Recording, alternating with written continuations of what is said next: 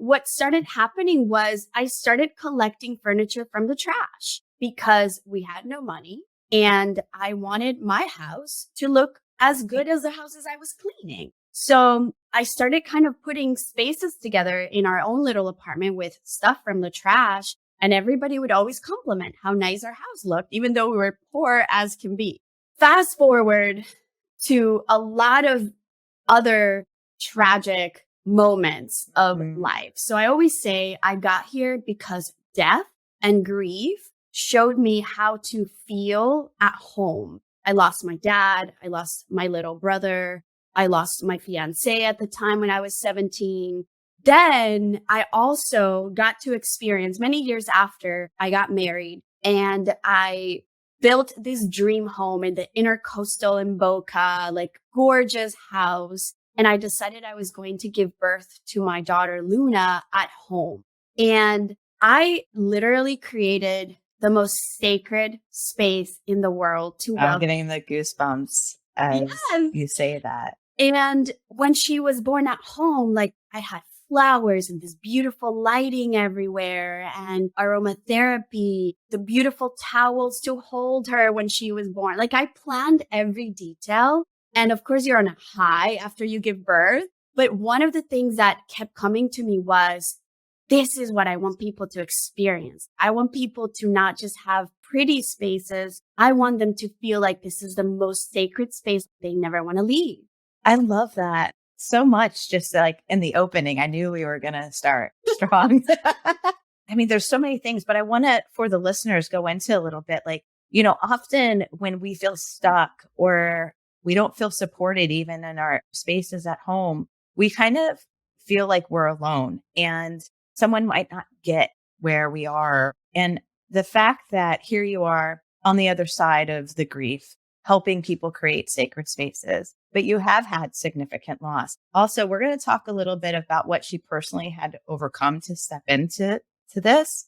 I want to share that it's completely possible. So if you're listening to this, and this is why it's the Empowered Half Hour, if you're on the other side and you're still feeling overwhelmed or stuck, I want you to just feel that, you know, here you have two women having a conversation, and I've had significant loss too. That's one of the things that I've lost my father and my mother. When we were in Kundalini, we had to hold that space for each other to really work through some of the trauma of the loss. But I just want you to know that there is a space where you get to feel joy again, and you get to be in the expression of joy and your own magic. So, Paula, I want to give it back to you and talk a little bit about what did you have to overcome to get in a space where not only are you creating these beautiful spaces for yourself, but now you're helping other people feel joy in their home. Yeah, I love that. And I love that you mentioned the loss, but also the joy, because I think a lot of what I had to overcome was this big sense of being a victim of life, you know, like this poor me mentality that kept me stuck for a long time.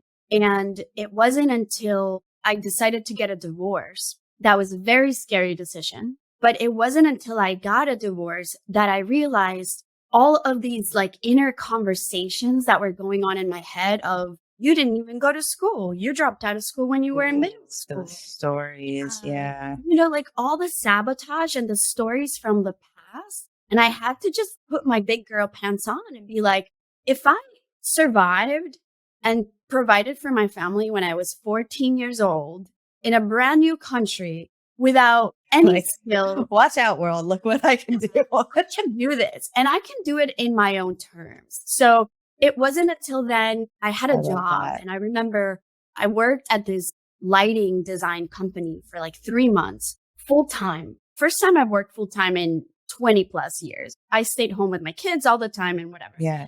And I remember thinking, there has to be more to life. Like, there's no way I'm going to not see the sun when it comes out and when it goes down. I spend 2 hours a day with my kids at the worst time of the day when I'm like witch mom because I'm tired and they're tired.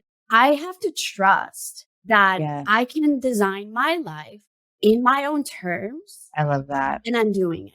Yeah, I'm a big preacher of that too. And we all have our unique design, but we're all entitled to live life on our own terms when we can, like you said, move past our stories that are limiting us. And again, they're just stories. Like you said, if you could move into this country and at 14 years old, provide for your family and create sacred spaces when from another person's perspective, you were poor and probably shouldn't have that, you could really do anything.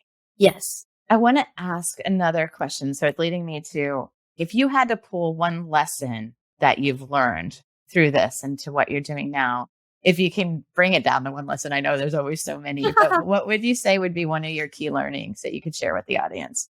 One lesson. I think at the risk of sounding arrogant, sometimes it really boils down to trusting my intuition. I love that. I think that's just the biggest lesson because all of those moments where I was experiencing the most dark times, the most pain, the most grief, I think of your bathroom floor moments. When I read, Yeah, and I remember thinking, I feel like I have had a million of those moments. Those moments always have a tiny little whisper, a they very do. faint little voice that just reassures you that you're not alone and everything isn't completely lost. And so I've just trained myself to listen to that more and more until those other voices are just more faint. I really want to strengthen that voice for the listeners because I think it's sometimes we say, oh, we dismiss that voice, or maybe I'm crazy. Like you have this idea of you should be doing something and it Mhm. feels good, but you're like, is that a little crazy? And you ignore that voice inside. But sometimes, like you said, that voice really isn't crazy. It's leading you to the best version of yourself. And when you learn to trust it, and you give it more floor time, you no longer question it. You don't feel quote unquote crazy anymore. You start trusting it and your life starts unfolding in a way. I love that we both love the word harmony, but you start feeling more harmony in your life. And especially with what you do for a living, when you can trust your intuition, get in more harmony, and then live in a sacred space, it really helps you get into your potential and restore. We were talking about that before we went live, like having that place to rest and restore and actually call your energy back to you. Absolutely. A lot of what I do with my design is help women remember that the outside world is just the mirror of their inner world. Right. And so many times we want to fix everything on the outside, like Sacred Home is not Very about true. this perfect home, neurotic cleaning or anything like that. It's the mirror. It's that relationship, that conversation with our environment, just like we're having that conversation with our inner environment. Yeah, no, I get that. So as we're recording this, it's December 30th, and this will probably air in February, and my mascara is running. That's cool. As you talk about that, like I just took down Christmas yesterday, not because I don't love Christmas, because I absolutely do, but I wanted to go into the new year with calmer energy Mhm. in the house and not like the big tree and lots of color. And while that felt good going into the holidays, as I enter the new year, again, like I'm in a space where I want to call my energy back to me. And for me, I'm a fire sign too. So I'm always like, rah. I have a lot of calm and a lot of blue in my house to keep my energy nice. So I want to talk a little bit about energy and how the home environment can be a source for you of vitality and energy and creativity and all those things. Like, how can our listeners transform their home space to support them? And what is your thoughts on that? Yeah, I love that because okay, to me, again, that mirror effect is the most important concept to understand. And I say this all the time because I've met women who are super successful in their career or have these great relationships. But when you enter their home, it kind of doesn't translate. It's almost like their stage, like if you're an actress, they have a certain stage that matches their personality. And a Yes. lot of times that's not the case. And so to me, I feel like the way we do one thing is how we do everything. So having that reverence and mindfulness for a temple, like this is where we talk to our family. This is where we have fights. This is where we have sex. This is where we maybe give birth in some cases, but it's where we nourish ourselves, where we cook, where we eat. Like there's really meaningful things happening inside our homes. And so the easiest way to understand is that our home is in conversation with us. So if you have Oh, I love clutter, that. if you have a lot of broken things in your space, if you have issues with your pipes and you have leaks in your home, if you have spaces that you walk into and they just feel off, like you just don't enjoy being in that room, it's not about style. It's not about trends. It's none of that. It's about how do you feel in your home? So I would say the first step to take is to take inventory of how you feel in each room of the home. Notice what rooms you don't use as much. Even notice your pets. Pets are really powerful in teaching us about energy because if they want to hang out in one room, there's something about that room that is really like That's feeling energetic. good. And Yeah. then there's rooms where they won't even go into. And that tells you something too.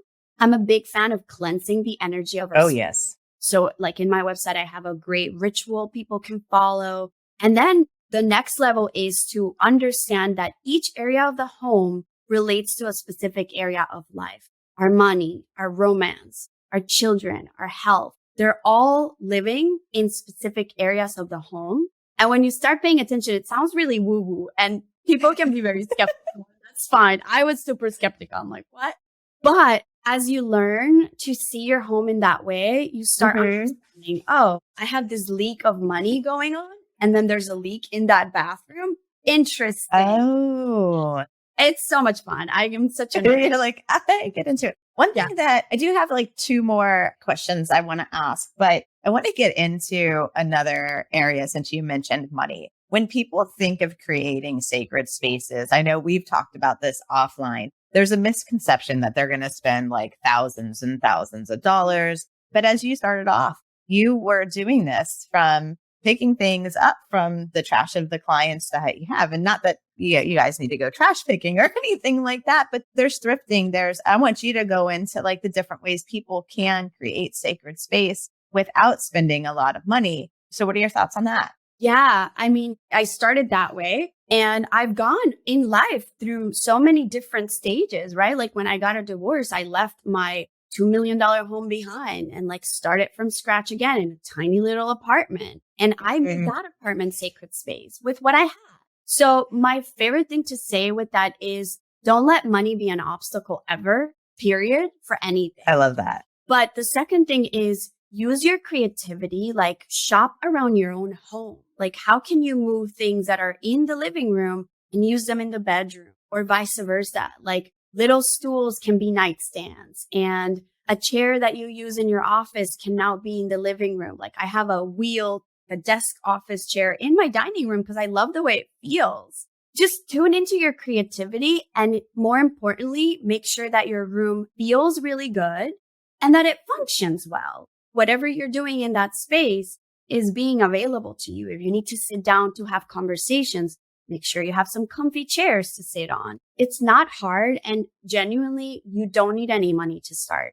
I love that. And I just a real life example. I told you I just took down Christmas. Well, in doing so, I was like cleaning spaces and just getting ready for the new year. And I put some of my knickknacks in different places. And then I was like, oh, I really like how that looked.